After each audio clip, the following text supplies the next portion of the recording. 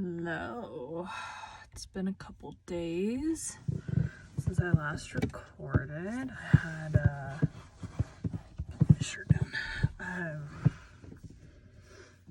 marathon weekend of recording other books, so it's a little crazy. Doing chapter 34 and probably 35 right after. See how long 34 is. There we go. Okay.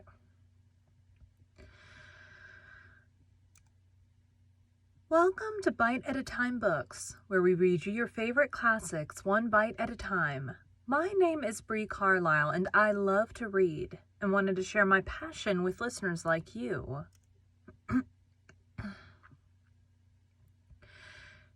If you enjoy our show, be sure to follow us so you get all the new episodes. If you want to see exclusive behind the scenes of our show, join our Patreon. We would also love for you to drop us a rating on your favorite podcast platform and share our show with your friends. You can catch us on all the social medias at Bite at a Time Books. We are now part of the Bite at a Time Books Productions Network. If you ever wondered what inspired your favorite classic novelists to write their stories, what was happening in their lives or the world at the time, check out Bite at a Time Books Behind the Story wherever you listen to podcasts. Today we will be continuing Jane Eyre by Charlotte Bronte. That intro, in case you ever wanted to know, is about a minute long.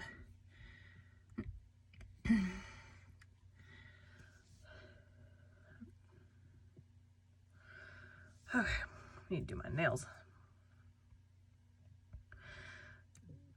Chapter 34.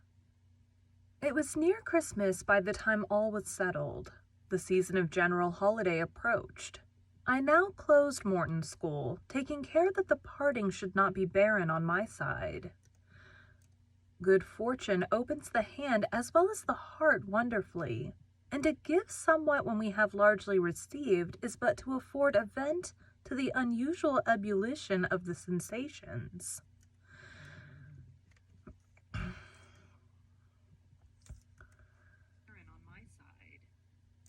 Good fortune opens the hand as well as the heart wonderfully, and to give somewhat when we have largely received is but to afford a vent to the unusual ebullition of the sensations. I had long felt with pleasure that many of my rustic scholars liked me, and when we parted, that consciousness was confirmed. They manifested their affection plainly and strongly. Deep was my gratification to find I had really a place in their unsophisticated hearts. I promised them that never a week should pass in future that I did not visit them and give them an hour's teaching in their school. Mr. Rivers came up as, having seen the classes, now numbering 60 girls, file out before me and lock the door. I stood with the key in my hand, exchanging a few words of special farewell with some half-dozen of my best scholars. As decent, respectable, modest, and well-informed young women as could be found in the ranks of the British peasantry. And that is saying a great deal, for after all, the British peasantry are the best taught, best mannered, most self-respecting of any in Europe.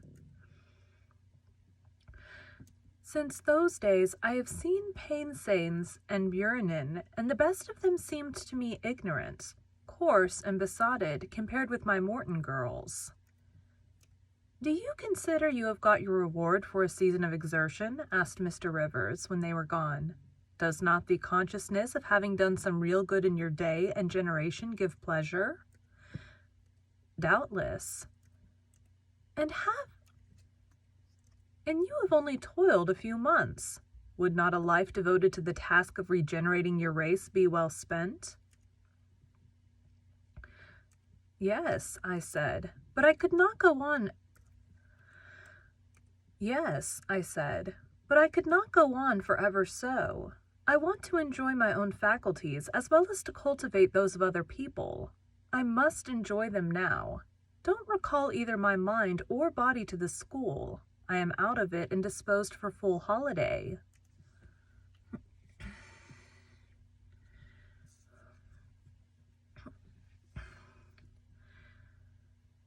I have a burp. He looked grave. What now? What sudden eagerness is this you evince? What are you going to do? To be active as I can. And first I must beg you to set Hannah at liberty and get somebody else to wait on you. Do you want her? Yes, to go with me to Moor House. Diana and Mary will be at home in a week, and I want to have everything in order against their arrival. I understand. I thought you were flying off on some excursion. It is better so. Hannah shall go with you. Tell her to be ready by tomorrow then, and here is the schoolroom key. I will give you the key of my cottage in the morning. He took it. You give it up very gleefully, said he. I don't quite understand your light-heartedness, because I cannot tell what employment you propose to yourself as a substitute for the one you are relinquishing. What aim, what purpose, what ambition in life have you now? My first aim will be to clean down. Do you comprehend the full force of the expression? To clean down Moor House from chamber to cellar. My next, to rub it up with beeswax, oil, and an indefinite number of cloths till it glitters again. My third, to arrange every chair, table, bed, carpet with mathematical precision. Afterwards, I shall go near to ruin you in coals and peat to keep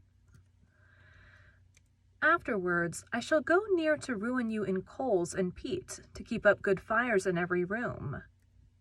And lastly, the 2 days preceding that on which your sisters are expected will be devoted by Hannah and me to such a beating of eggs, sorting of currants, grating of spices, compounding of Christmas cakes, chopping up of materials for mince pies, and solemnizing of other culinary rites, as words can convey but an inadequate notion of to the uninitiated like you. My purpose, in short, is to have all things in an absolutely perfect state of readiness for Diana and Mary before next Thursday, and my ambition is to give them a beau ideal of a welcome when they come. My stomach is making all kinds of noises. St. John smiled slightly. Still, he was dissatisfied.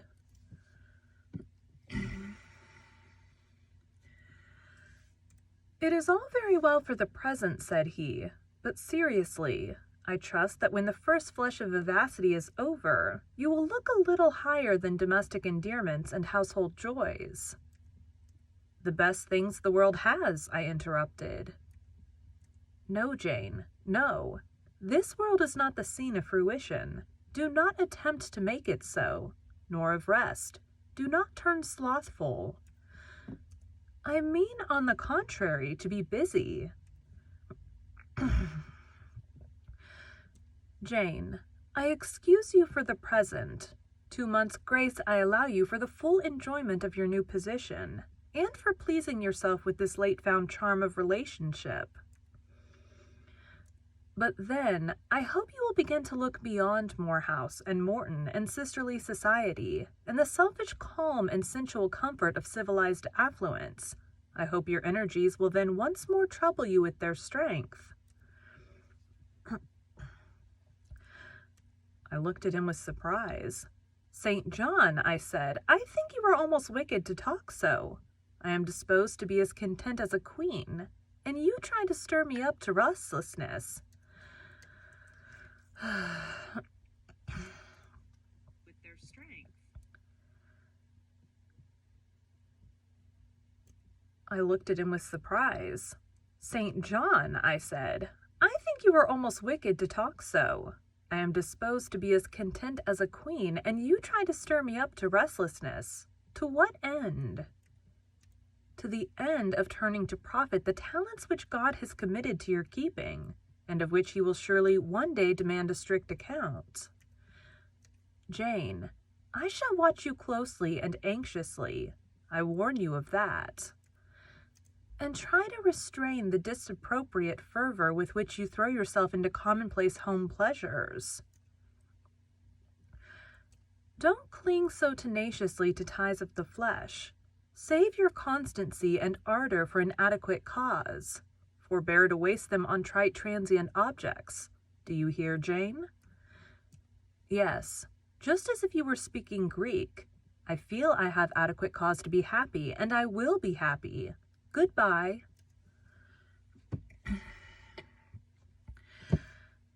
Happy at Moor House I was, and hard I worked, and so did Hannah. She was charmed to see how jovial I could be amidst the bustle of a house turned topsy-turvy, how I could brush, and dust, and clean, and cook. And really, after a day or two of confusion worse confounded, it was delightful by degrees to invoke order from the chaos ourselves had made. I had previously taken a journey to S, to purchase some new furniture, my cousins having given me carte blanche to effect what alterations I pleased, and a sum having been set aside for that purpose. The ordinary sitting room and bedrooms I left much as they were, for I knew Diana and Mary would derive more pleasure from seeing again the old homely tables and chairs and beds than from the spectacle of the smartest innovations. Still, some novelty was necessary to give to their return the piquancy with which I wished it to be invested. Dark, handsome new carpets and curtains, an arrangement of some carefully selected antique ornaments in porcelain and bronze, new coverings and mirrors and dressing cases for the toilet tables, answered the end. They looked fresh without being glaring. A spare parlor and bedroom I refurnished entirely, with old mahogany. A spare parlor and bedroom I refurnished entirely, with old mahogany and crimson upholstery. I laid canvas on the passage and carpets on the stairs. When all was finished, I thought Moor House as complete as a model. When all was finished, I thought Moor House as complete a model of bright modest snugness within, as it was, at this season, a specimen of wintry waste and desert dreariness without. The eventful Thursday at length came. They were expected about dark, and ere dusk fires were lit upstairs and below. The kitchen was in perfect trim. Hannah and I were dressed, and all was in readiness. St. John arrived first. I had entreated him to keep quite clear of the house till everything was arranged, and indeed the bare idea of the commotion, at once sordid and trivial, going on within its walls, sufficed to scare him to estrangement. He found me in the kitchen, watching the progress of certain cakes for tea, then baking. Approaching the hearth, he asked if I was at last satisfied with housemaid's work. I answered by inviting him to accompany me on a general inspection of the result of my labors. With some difficulty, I got him to make the tour of the house. He just looked in at the doors I opened, and when he had wandered upstairs and downstairs, he said I must have gone through a great deal of fatigue and trouble to have effected such considerable changes in so short a time.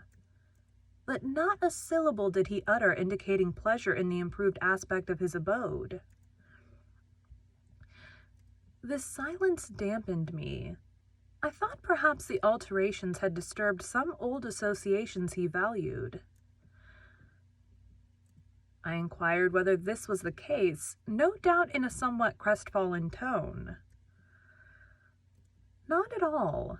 He had, on the contrary, remarked that I had scrupulously respected every association he feared, indeed, I must have bestowed more thought on the matter than it was worth.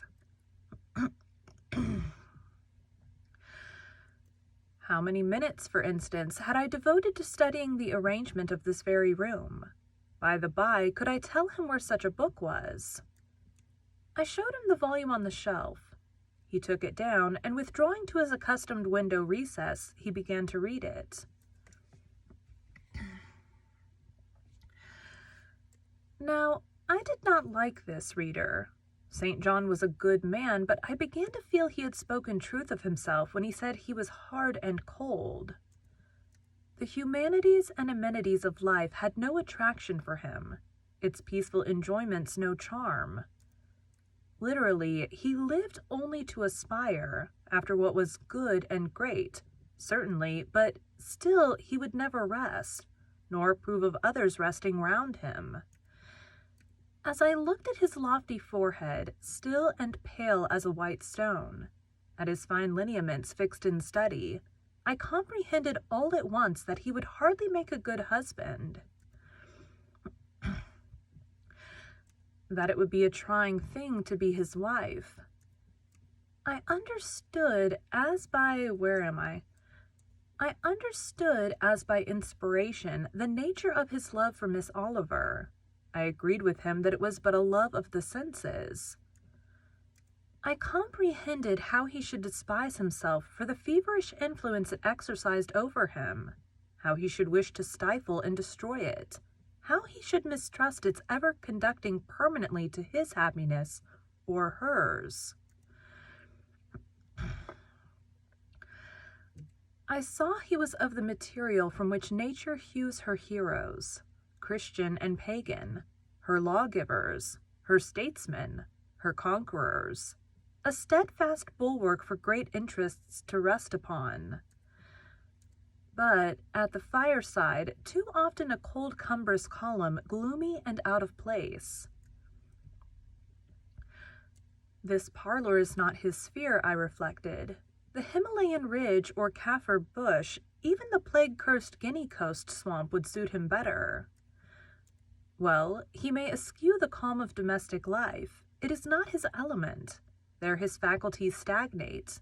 They cannot develop or appear to advantage. It is in scenes of strife and danger where courage is proved and energy exercised and fortitude tasked, that he will speak and move, the leader and superior.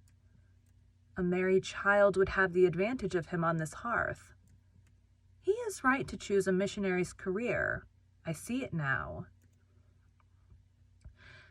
They are coming, cried Hannah, throwing open the parlor door. At the same moment, old Carlo barked joyfully. Out I ran. It was now dark, but a rumbling of wheels was audible. Hannah soon had a lantern lit.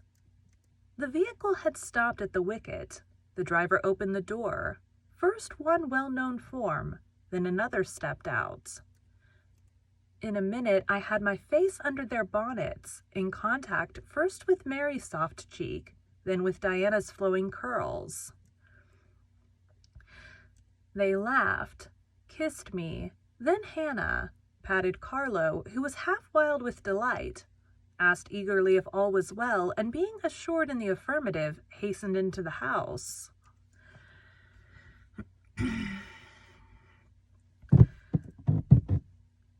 They were stiff with their long and jolting drive from Whitcross, and chilled with the frosty night air, but their pleasant countenances expanded to the cheerful firelight.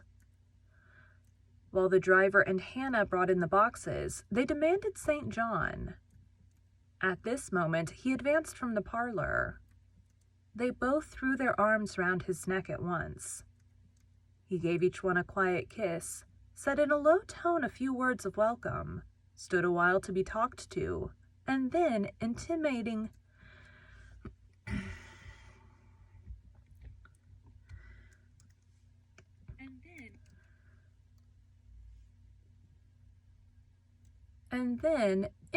that he was supposed they would soon rejoin him in the parlor, withdrew there as a place of refuge.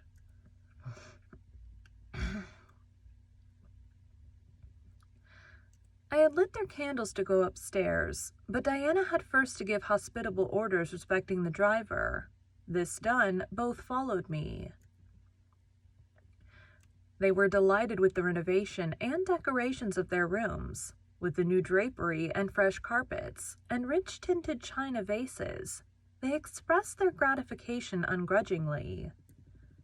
I had the pleasure of feeling that my arrangements met their wishes exactly, and that what I had done added a vivid charm to their joyous return home. Sweet was that evening. My cousins, full of exhilaration, were so eloquent in narrative and comment that their fluency covered St. John's taciturnity. He was sincerely glad to see his sisters, but in their glow of fervor and flow of joy he could not sympathize. The event of the day, that is, the return of Diana and Mary, pleased him, but the accompaniments of that event, the glad tumult, the garrulous glee of reception irked him. I saw he wished the calmer morrow was come. In the very meridian of the night's enjoyment, about an hour after tea, a rap was heard at the door. Hannah entered with the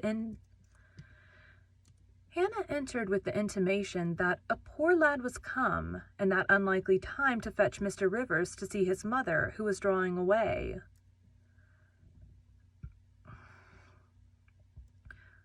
Where does she live, Hannah? Clear up at Whitcross Brow, almost 4 miles off, and moor and moss all the way. Tell him I will go. I am sure, sir, you had better not. It's the worst road to travel after dark that can be. There's no track at all over the bog. And then, it is such a bitter night, the keenest wind you have ever felt. You'd better send word, sir, that you'll be there in the morning.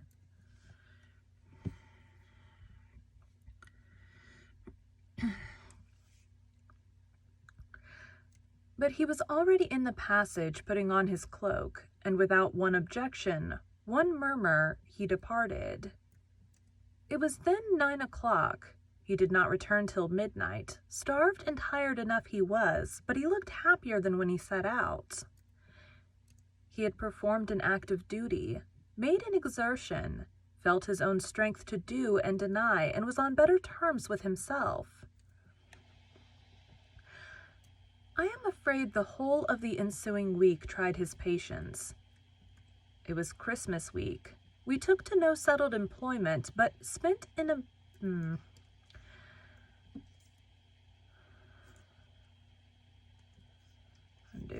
Play. It was Christmas week. We took to no settled employment, but spent it in a sort of merry domestic dissipation. The air of the moors, the freedom of home, the dawn of prosperity acted on Diana and Mary's spirits like some life-giving elixir. They were gay from morning till noon, and from noon till night. They could always talk, and their discourse, witty, pithy, original, had such charms for me that I preferred listening to and sharing in it to doing anything else. St. John did not rebuke our vivacity, but he escaped from it. He was seldom in the house. His parish was large, the population scattered, and he found daily business in visiting the sick and poor in its different districts. One morning at breakfast, Diana, after looking a little pensive for some minutes, asked him if his plans were yet unchanged. Unchanged and unchangeable was the reply, and he proceeded to inform us that his departure from England was now definitely fixed for the ensuing year. And Rosamond Oliver, suggested Mary, the words seeming to escape her lips involuntarily, for no sooner had she uttered them than she made a gesture as if wishing to recall them. St. John had a book in his hand. It was his unsocial custom to read at meals. He closed it and looked up. Rosamond Oliver, said he, is about to be married to Mr. Granby, one of the best connected and most estimable residents in S, grandson and heir to Sir Frederick Granby. Excuse me. I had the intelligence from her father yesterday." His sisters looked at each other and at me. We all three looked at him. He was serene as glass. "The match must have been got up hastily," said Diana. "They cannot have known each other long."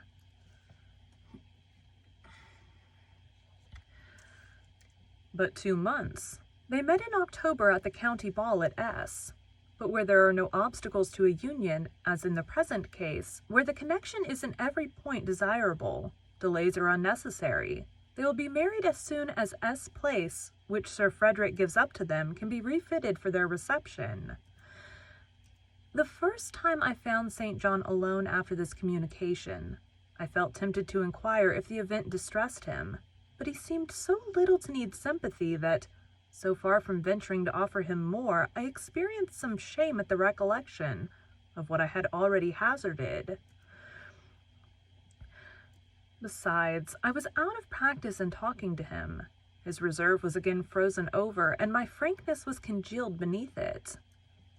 He had not kept his promise of treating me like his sisters. He continually made little chilling differences between us, which did not at all tend to the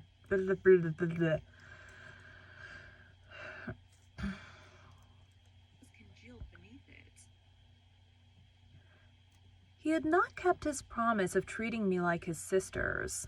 He continually made little chilling differences between us, which did not at all tend to the development of cordiality. In short, now that I was acknowledged his kinswoman, and lived under the same roof with him, I felt the distance between us to be far greater than when he had known me only as the village schoolmistress. When I remembered how far I had once been admitted to his confidence, I could hardly comprehend his present frigidity. Saw that word. The village schoolmistress. When I remembered how far I had once been admitted to his confidence, I could hardly comprehend his present When I remembered how far I had once been admitted to his confidence, I could hardly comprehend his present frigidity.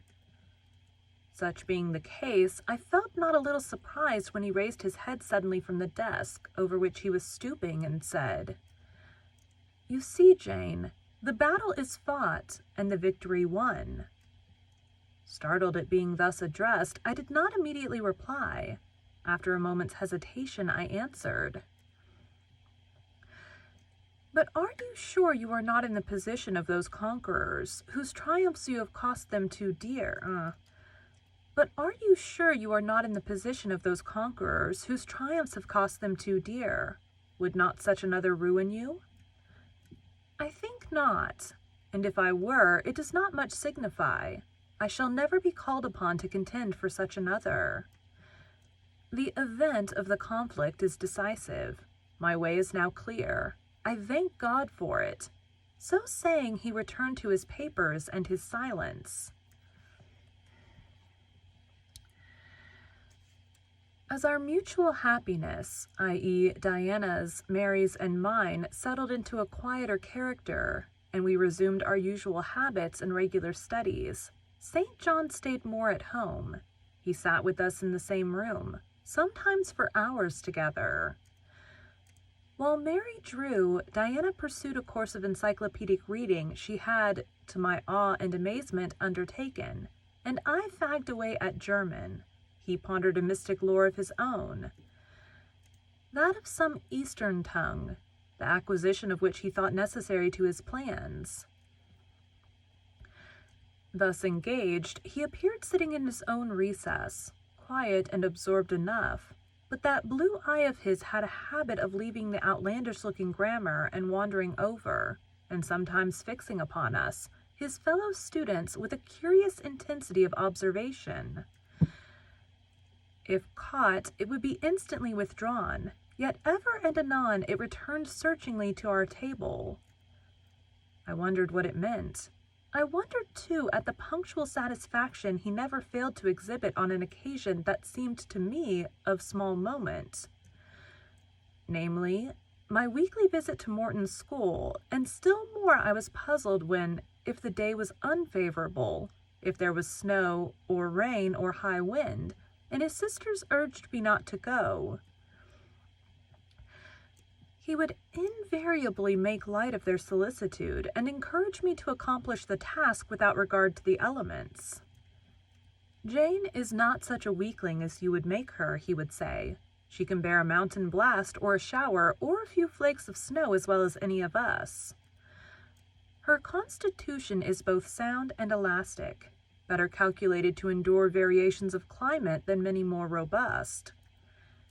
And when I returned, sometimes a good deal tired and not a little weather-beaten, I never dared complain, because I saw that to murmur would be to vex him.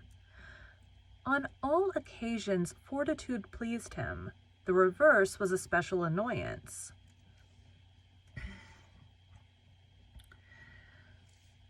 One afternoon, however, I got leave to stay at home, because I really had a cold. His sisters were gone to Morton in my stead. I sat reading Schiller, he deciphering his crabbed oriental scrolls. As I exchanged a translation for an exercise, I happened to look his way. There I found myself under the influence of the ever-watchful blue eye. How long it had been searching me through and over, I cannot tell. So keen was it, and yet so cold. I felt for the moment superstitious, as if I were sitting in the room with something uncanny. "Jane, what are you doing?" "Learning German." "I want you to give up German and learn Hindustani." "You are not in earnest." "In such earnest that I must have it so, and I will tell you why." He then went on to explain that Hindustani was the language he was himself at present studying, that, as he advanced, he was apt to forget the commencement, that it would assist him greatly to have a pupil with whom he might again and again go over the elements, and so fix them thoroughly in his mind, that his choice had hovered for some time between me and his sisters, but that he had fixed on me because he saw I could sit at a task the longest of the three. Would I do him this favor, I should not perhaps have to make the sacrifice long, as it wanted now barely 3 months to his departure. St. John was not a man to be lightly refused. You felt that every impression made on him, either for pain or pleasure, was deep-graved and permanent. I consented. When Diana and Mary returned, the former found her scholar transferred from her to her brother. She laughed, and both she and Mary agreed that St. John should never have persuaded them to such a step. He answered quietly, "I know it."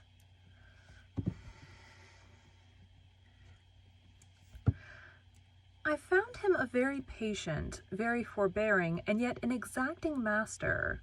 He expected me to do a great deal, and when I fulfilled his expectations, he, in his own way, fully testified his approbation. By degrees, he acquired a certain influence over me that took away my liberty of mind. His praise and notice were more restraining than his indifference. I could no longer talk or laugh freely when he was by, because a tiresomely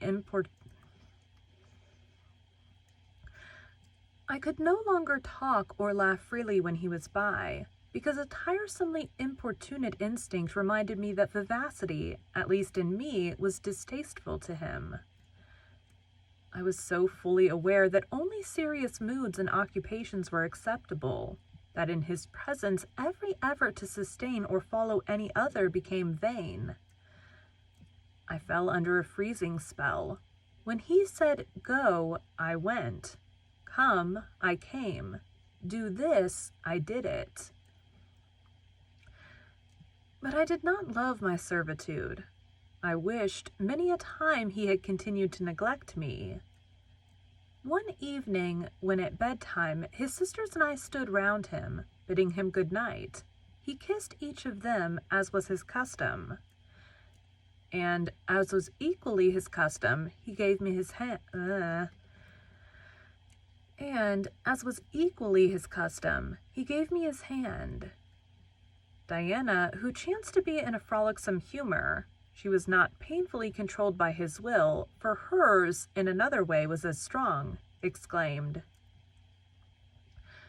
"St. John, you used to call Jane your third sister, but you don't treat her as such. You should kiss her too." She pushed me towards him. I thought Diana very provoking and felt uncomfortably confused, and while I was thus thinking and feeling, St. John bent his head. His Greek face was brought to a level with mine. His eyes questioned my eyes piercingly. He kissed me. There are no such things as marble kisses or ice kisses, or I should say, my ecclesial custom. He kissed me. There are no such things as marble kisses or ice kisses, or I should say, my ecclesial.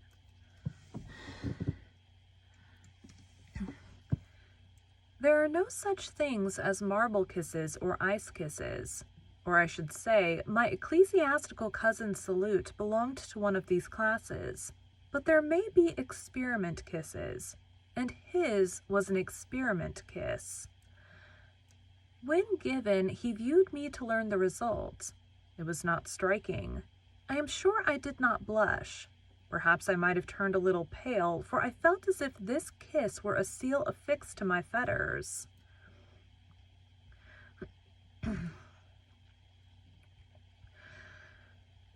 He never omitted the ceremony afterwards, and the gravity and quiescence with which I underwent it seemed to invest it for him with a certain charm. As for me, I daily wished more to please him, but to do so I felt daily more and more that I must disown half my nature, stifle half my faculties, wrest my tastes from their original bent, force myself to the adoption of pursuits for which I had no natural vocation. He wanted to train me to an elevation I could never reach. It racked me hourly to aspire to the standard he uplifted. The thing was as impossible as to mold my irregular features to his correct and classic pattern, to give to my changeable green eyes the sea-blue tint and solemn luster of his own. Not his ascendancy alone, however, held me in thrall at present. Of late, it had been easy enough for me to look sad. A cankering evil sat at my heart and drained my happiness at its source, the evil of suspense.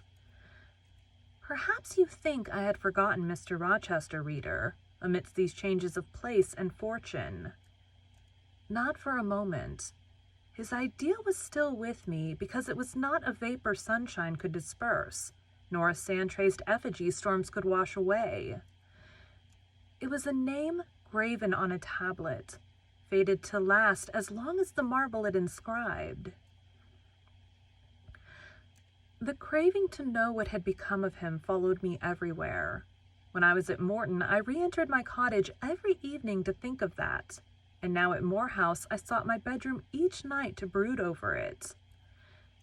In the course of my necessary correspondence with Mr. Briggs about the will, I had inquired if he knew anything of Mr. Rochester's present residence and state of health. But, as St. John conjectured, he was quite ignorant of all concerning him. I then wrote to Mrs. Fairfax, entreating information on the subject. I had calculated with certainty on this step answering my end. I felt sure it would elicit an early answer.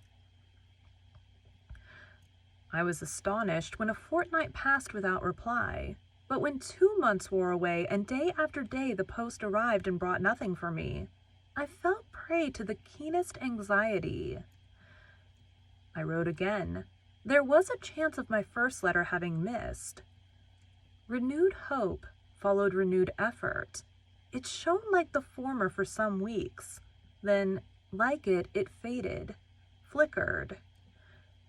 Not a line, not a word reached me. When half a year wasted in vain expectancy, my hope died out, and then I felt dark indeed.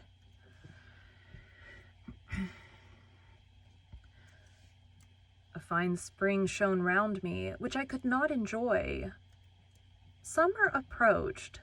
Diana tried to cheer me. She said I looked ill and wished to accompany me to the seaside. This St. John opposed. He said I did not want dissipation. I wanted employment. My present life was too purposeless. I required an aim, and I suppose by way of supplying deficiencies. Excuse me. He prolonged still further my lessons in Hindustani and grew more urgent in requiring their accomplishment. And I, like a fool, never thought of resisting him. I could not resist him. One day I had come to my studies in lower spirits than usual. The ebb was occasioned by a poignantly felt disappointment. Hannah had told me in the morning there was a letter for me, and when I went down to take it, almost certain that the long-looked-for tidings were vouchsafed me at last, I found only an unimportant note from Mr. Briggs on business. The bitter check had wrung from me some tears, and now, as I sat poring over the crabbed characters and flourishing tropes of an Indian scribe, my eyes filled again. St. John called me to his side to read. In attempting to do this, my voice failed me. Words were lost in sobs. He and I were the only occupants of the parlor. Diana was practicing her music in the drawing room. Mary was gardening. It was a very fine May day, clear, sunny, and breezy. My companions expressed no surprise at this emotion, nor did he question. My companion expressed no surprise at this emotion, nor did he question me as to its cause. He only said, "We will wait a few minutes, Jane, till you are more composed." And while I smothered the paroxysm with all haste, he sat calm and patient, leaning on his desk and looking like a physician watching with the eye of science an expected and fully understood crisis in a patient's malady.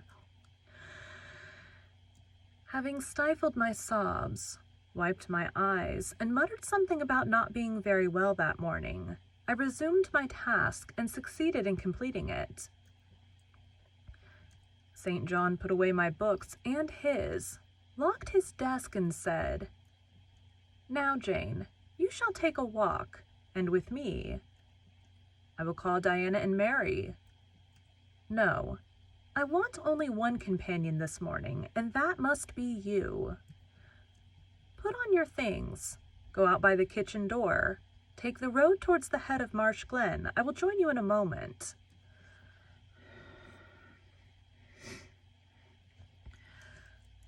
I know no medium.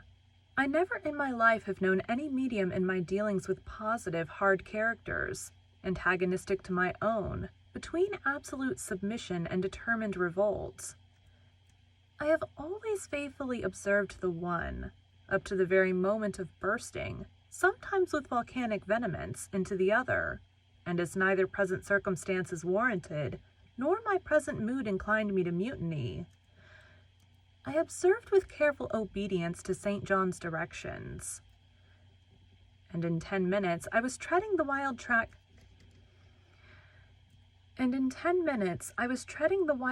of the glen, side by side with him. The breeze was from the west. It came over the hills, sweet with scents of heath and rush. The sky was of stainless blue. The stream descending the ravine, swelled with past spring rains, poured along plentiful and clear, catching golden gleams from the sun and sapphire tints from the firmament. As we advanced and left the track, we trod a soft turf, mossy fine and emerald green, minutely enameled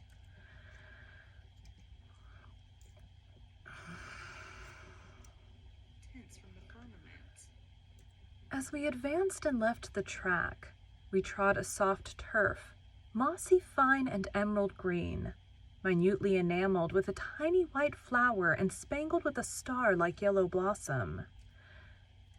The hills, meantime, shut us quite in, for the glen, towards its head, wound to it their very core. "Let us rest here," said St. John, as we reached the first stragglers of a battalion of rocks, guarding a sort of pass, beyond which the beck rushed down a waterfall, and where,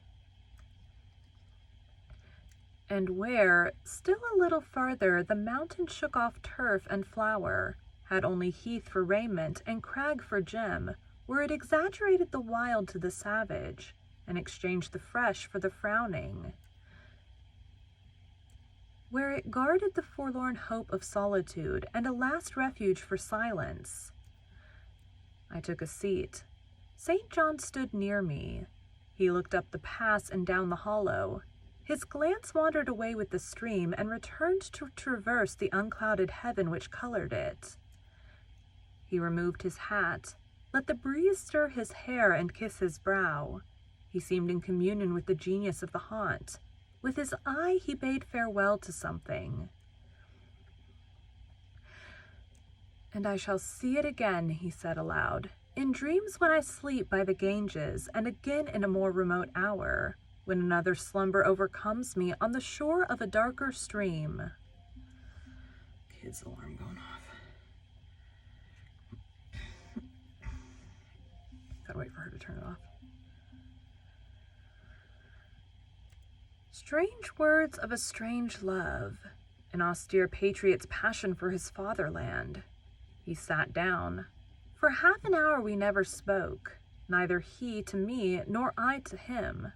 That interval past, he recommenced. "Jane, I go in 6 weeks.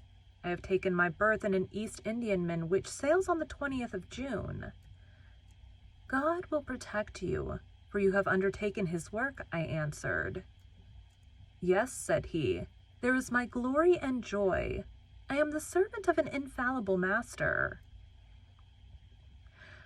I am not going out under human guidance, subject to the defective laws and erring control of my feeble fellow worms. My king, my lawgiver, my captain is the all-perfect. It seems strange to me that all round me do not burn to enlist under the same banner, to join in the same enterprise. All have not your powers, and it would be folly for the feeble to wish to march with the strong. I do not wish to speak to the feeble or think of them. I address only such as are worthy of the work and competent to accomplish it. Those are few in number and difficult to discover. You say truly, but when found, it is right to stir them up. Excuse me.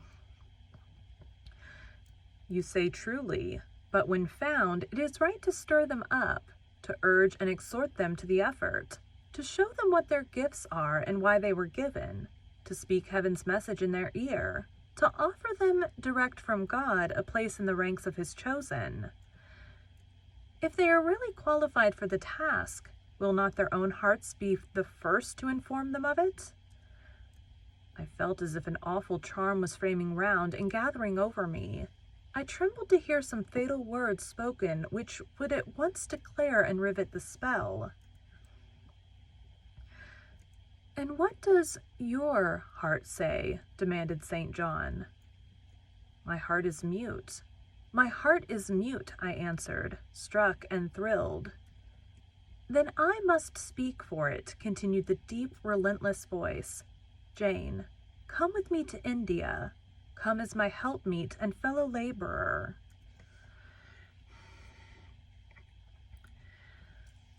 The glen and the sky spun round.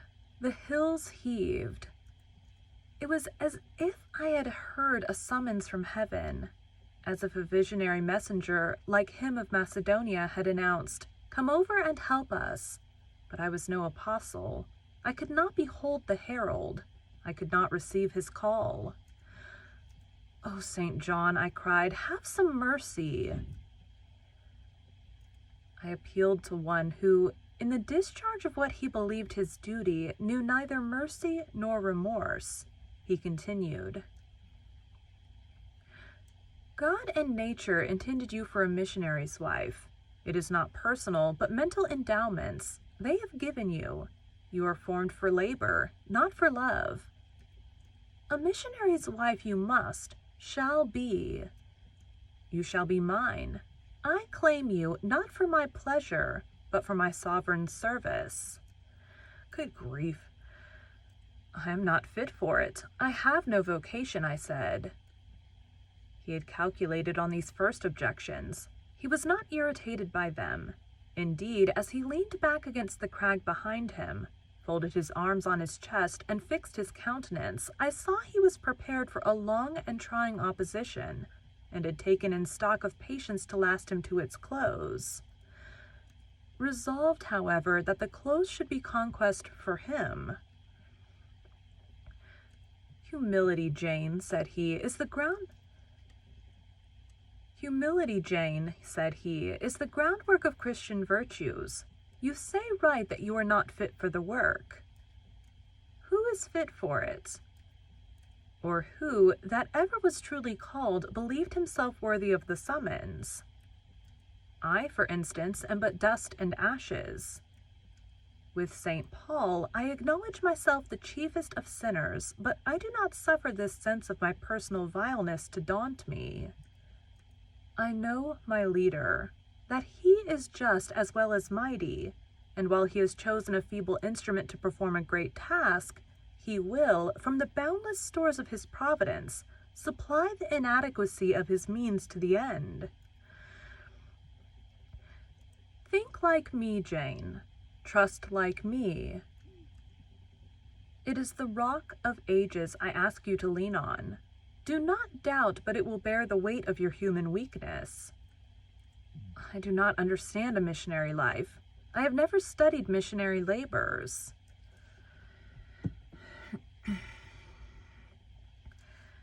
There I, humble as I am, can give you the aid you want. I can set you your task from hour to hour, stand by you always, help you from moment to moment. This I could do in the beginning. Soon, for I know your powers, you would be as strong and apt as myself, and would not require my help. But my powers, where are they for this? But my powers, where are they for this undertaking? I do not feel them. Nothing speaks or stirs in me while you talk. I am sensible of no light kindling, no life quickening, no voice counseling or cheering. Oh, I wish I could make you see how much my mind is at this moment like a rayless dungeon, with one shrieking fear fettered in its depths, the fear of being persuaded by you to attempt what I cannot accomplish. I have an answer for you. Hear it. I have watched you ever since we first met. Too soon. I have watched you ever since we first met. I have made you my study for 10 months. I have proved you in that time by sundry tests, and what I have seen and elicited. In the village school, I found you could perform well, punctually, uprightly, labor uncongenial to your habits and inclinations. I saw you could perform it with capacity and tact. You could win while you controlled. In the calm with which, oh my gosh, I keep losing my place. In the calm with which you learnt you had become suddenly rich, I read a mind clear of the vice of Damis.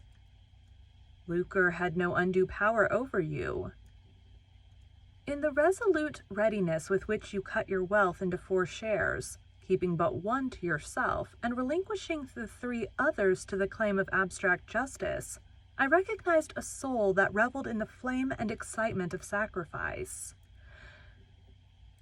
In the tractability with which, at my wish, you forsook a study in which you were interested, and adopted another because it interested me, in the untiring assiduity with which you have since persevered in it, in the unflagging energy and unshaken temper with which you have met its difficulties. I acknowledge the compliment of the qualities I seek. Jane, you are docile, diligent, disinterested, faithful, constant, and courageous. very gentle and very heroic.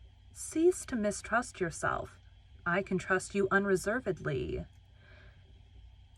As a conductress of Indian schools and a helper amongst Indian women, your assistance will be to me invaluable.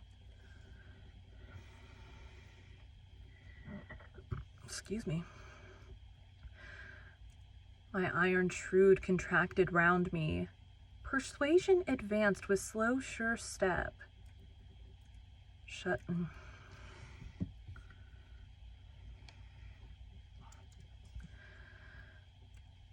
my eyes as I would, these last words of his succeeded in making the way, which had seemed blocked up, comparatively clear. My work, which had appeared so vague, so hopelessly diffuse, condensed itself as he proceeded, and assumed a definite form under his shaping hand. He waited for an answer. I demanded a quarter of an hour to think before I again hazarded a reply. Very willingly, he rejoined, and rising, he strode a little distance up the pass, threw himself down on a swell of heath, and there lay still.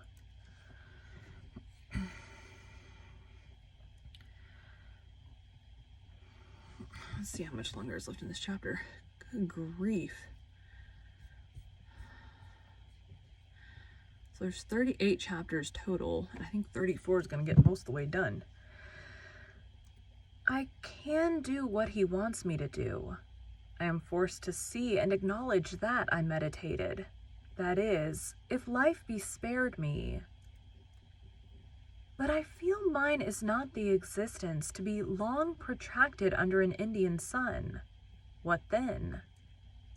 He does not care for that. When my time came to die, he would resign me in all serenity and sanctity to the God who gave me.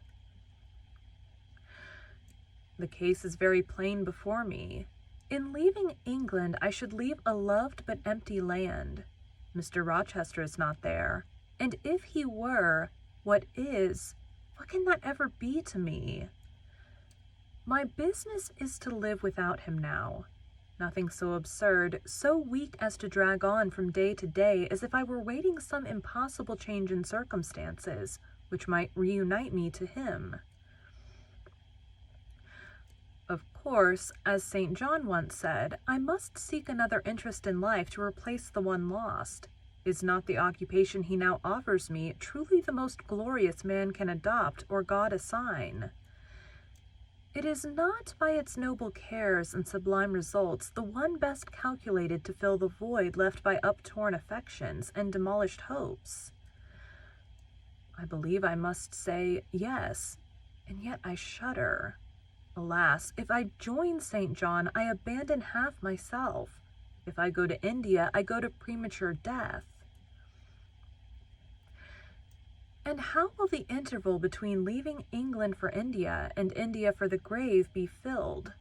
Oh, I know well. That too is very clear to my vision. By straining to satisfy St. John till my sinews ache, I shall satisfy him, to the finest central point and furthest outward circle of his expectations. If I do go with him, if I do make the sacrifice he urges, I will make it absolutely. I will throw all on the altar, heart, vitals, the entire victim. He will never love me, but he shall approve me. I will show him energies he has not yet seen, resources he has never suspected. Yes, I can work as hard as he can and with as little grudging. Consent then to his demand is possible, but for one item, one dreadful item. It is that he asks me to be his wife and has no more of a husband's heart for me than that frowning giant of a rock down which the stream is foaming in yonder gorge. He prizes me as a soldier would a good weapon, and that is all. Unmarried to him, this would never grieve me, but can I let him complete his calculations, coolly put into practice his plans, go through the wedding ceremony? Can I receive him the bridal ring, endure all the forms of love, which I doubt not he would scrupulously observe, and know that the spirit was quite absent? Can I bear the consciousness that every endearment he bestows is a sacrifice made on principle? No, such a martyrdom would be monstrous. I will never undergo it. As his sister, I might accompany him, not as his wife. I will tell him so. I looked towards the knoll. There he lay, still as a prostrate column, his face turned to me, his eye beaming watchful and keen. He started to his feet and approached me. I am ready to go to India, if I may go free. Your answer requires a commentary, he said. It is not clear. You have hitherto been my adopted brother. I, your adopted sister. Let us continue as such. You and I had better not marry. He shook his head. Adopted fraternity will not do in this case. If you were my real sister, it would be different. I should take you and seek no wife. But as it is, either our union must be consecrated and sealed by marriage, or it cannot exist. Practical obstacles oppose themselves to any other plan. Do you not see it, Jane? Consider a moment. Your strong sense will guide you.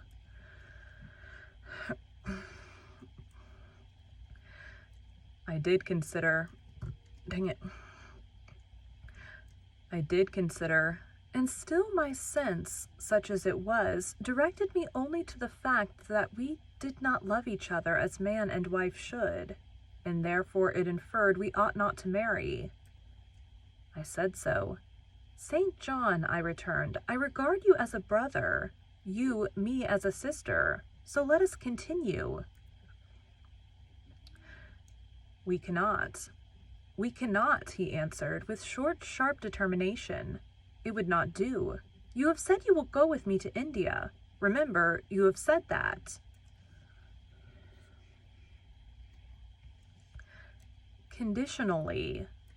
Oh my gosh, my stomach. Well, to the main point, the departure with me from England, the cooperation with me in my future labors, you do not object. You have already as good as put your hand to the plow. You are too consistent to withdraw it. You have but one end to keep in view, how the work you have undertaken can be best done. Simplify your complicated interests, feelings, thoughts, wishes, aims. Merge all considerations in one purpose, that of fulfilling with effect, with power, the mission of your great master.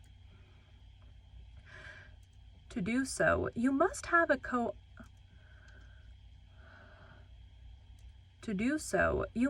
co-adjutor, not a brother. That is a loose tie, but a husband. I, too, do not want a sister. A sister might any day be taken from me. I want a wife, the sole helpmeet I can influence efficiently in life and retain absolutely till death. I shuddered as he spoke. I felt his influence in my marrow, his hold on my limbs. Seek one elsewhere than in me, St. John. Seek one fitted to you. One fitted to my purpose, you mean, fitted to my vocation. Again, I tell you, it is not the insignificant private individual, the mere man with the man's selfish senses. I wish to mate. It is the missionary. And I will give the missionary my energies. It is all he wants, but not myself. That would be only adding to the husk and shell to the kernel. For them he has no use. I retain them. You cannot.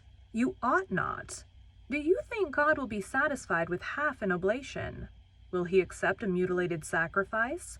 It is the cause of God I advocate. It is under his standard I enlist you. I cannot accept on his behalf a divided allegiance. It must be entire. Oh, I will give my heart to God, I said. You do not want it.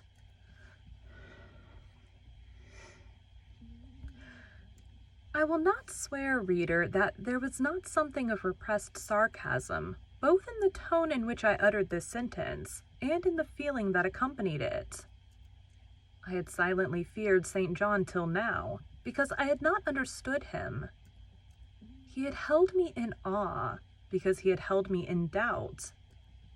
How much of him was saint? How much mortal? I could not How much of him was saint? How much was mortal? I could not heretofore tell, but revelations were being made in this conference. The analysis of his nature was proceeding before my eyes. I saw his fallibilities. I comprehended them. I understood that sitting there where I did, on the bank of heath and with that handsome form before me, I sat at the feet of a man, erring as I. The veil fell from his hardness and despotism. Having felt in him the presence of these qualities, I felt his imperfection and took courage. I was with an equal, one with whom I might argue, one whom, if I saw good, I might resist. He was silent after I uttered the last sentence, and I presently risked an upward glance at his countenance. Oh, my husband just got home. Also, this has decided.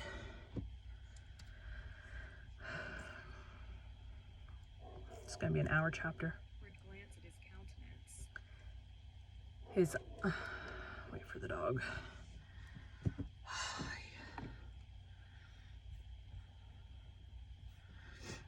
My kid's probably screaming at the dog now. Shut up is usually how it goes. Just look at some other things while my stomach is making noises.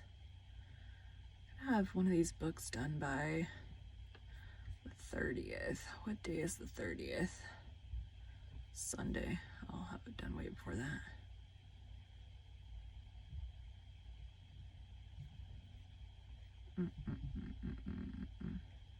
Guessing the dog. I stopped now.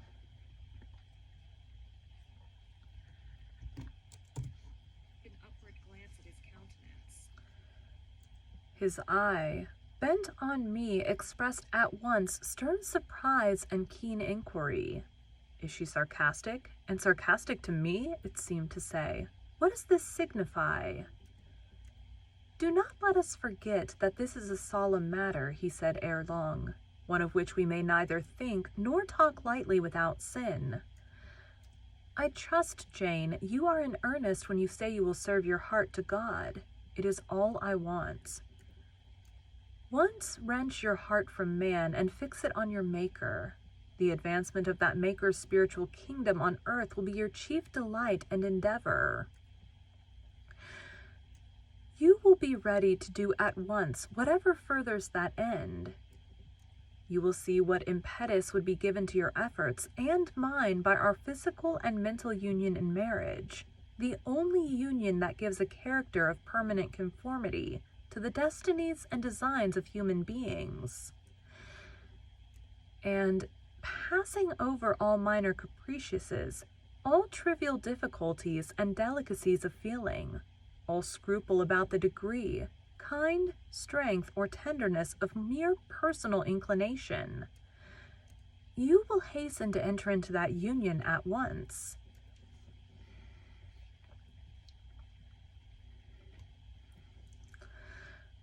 Shall I said briefly, and I looked at his features, beautiful in their harmony, but strangely formidable in their still severity. At his brow, commanding but not open, at his eyes, bright and deep and searching, but never soft, at his tall, imposing figure, and fancied myself in idea his wife. Oh, it would never do. As his curate, his comrade, all would be right. I would cross oceans with him in that capacity, toil under eastern suns, in Asian deserts with him in that office. Admire and emulate his courage and devotion and vigor, accommodate quietly to his masterhood, smile undisturbed at his ineradicable ambition. Discriminate the Christian from the man, profoundly esteem the one and freely forgive the other. I don't know why it keeps doing this.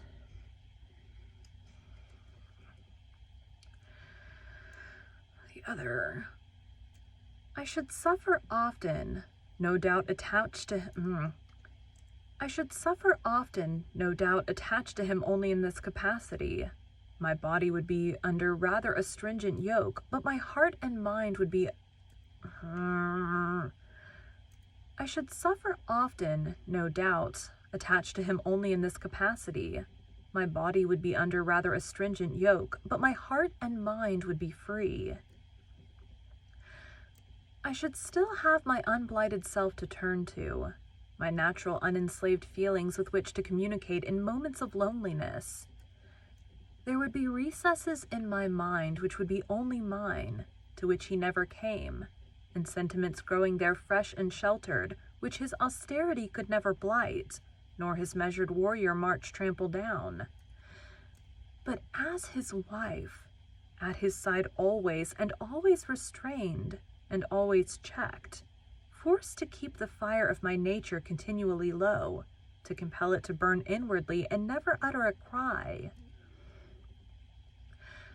Though the imprisoned flame consumed vital after vital, this would be unendurable. "St. John," I exclaimed when I had got so far in my meditation. "Well," he said icily. "I repeat, I freely consent to go with you as your fellow missionary, but not as your wife. I cannot marry you and become part of you." "A part of me you must become," he answered steadily. "Otherwise the whole bargain is void. How can I, a man not yet 30, take out with me to India a girl of 19 unless she be married to me? How can we be forever together, sometimes in solitudes, sometimes amidst savage tribes, and unwed?"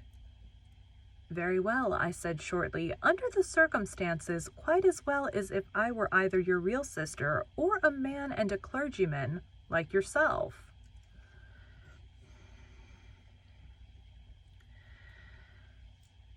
"It is known that you are not my sister. I cannot introduce you as such. To attempt it would be to fasten injurious suspicions on us both.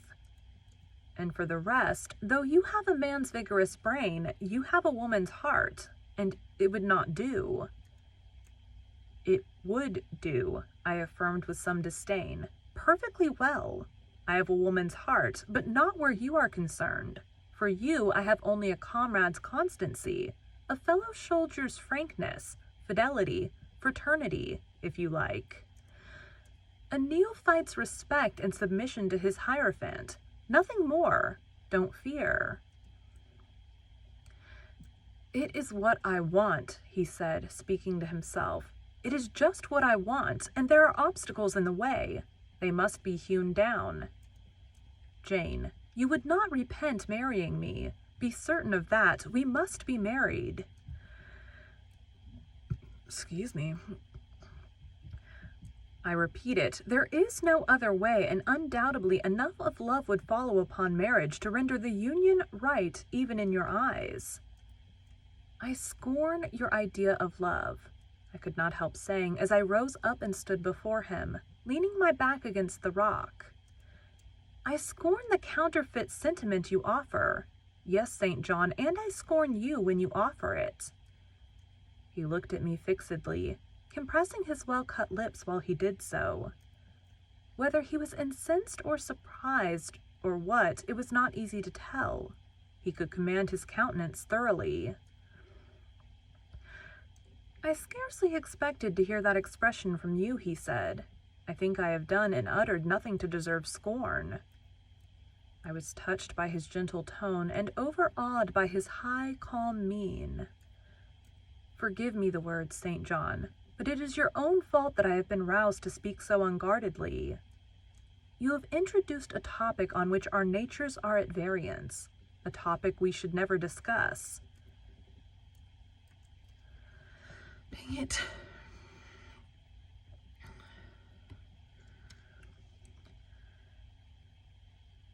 The very name of love is an apple of discord between us. If the reality were required, what should we do? How should we feel? My dear cousin, abandon your scheme of marriage. Forget it. Ow. Jeez, it keeps going. No, said he. It is a long-cherished scheme, and the only one which can secure my great end. But I shall urge you no further at present. Tomorrow I leave home for Cambridge. I have many friends there to whom I should wish to say farewell. I shall be absent a fortnight. Take that space of time to consider my offer, and do not forget that if you reject it, it is not me you deny, but God. Jeez, this dude, man, rude. Through my means, he opens to you a noble career. As my wife, only you can enter upon it. Refuse to be my wife, and you limit yourself forever to a track of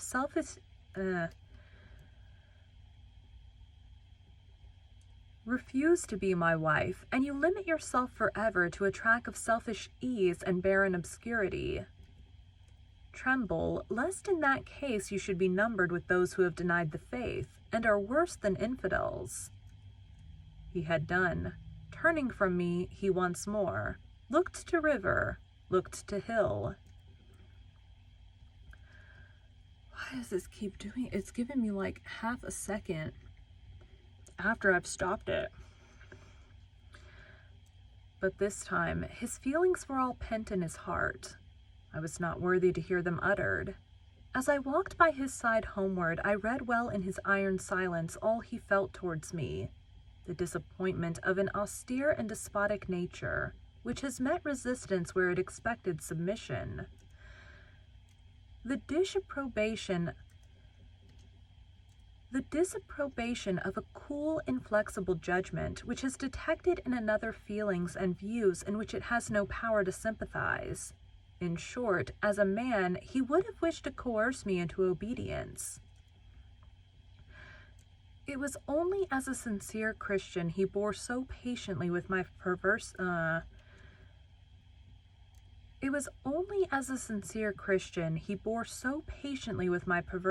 and allowed so long a space for reflection and repentance. That night, after he had kissed his sisters, he thought proper to forget even to shake hands with me, but left the room in silence.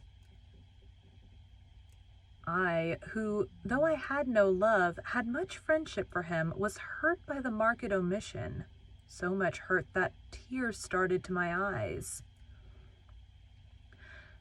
I see you and St. John have been quarreling, Jane, said Diana, during your walk on the moor, but go after him. He is now lingering in the passage expecting you. He will make it up. I have not much pride under such circumstances. I would always rather be happy than dignified, and I ran after him. He stood at the foot of the stairs.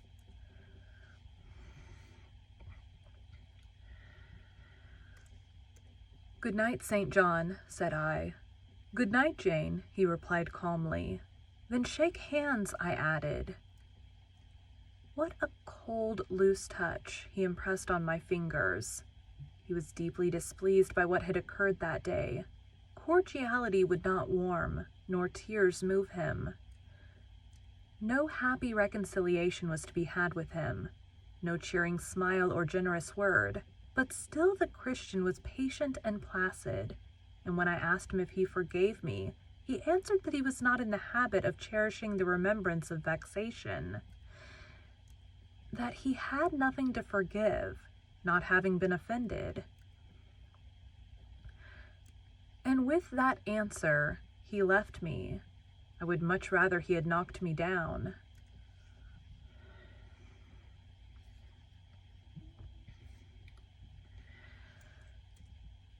Thank you for joining Bite at a Time Books today, while we read a bite of one of your favorite classics.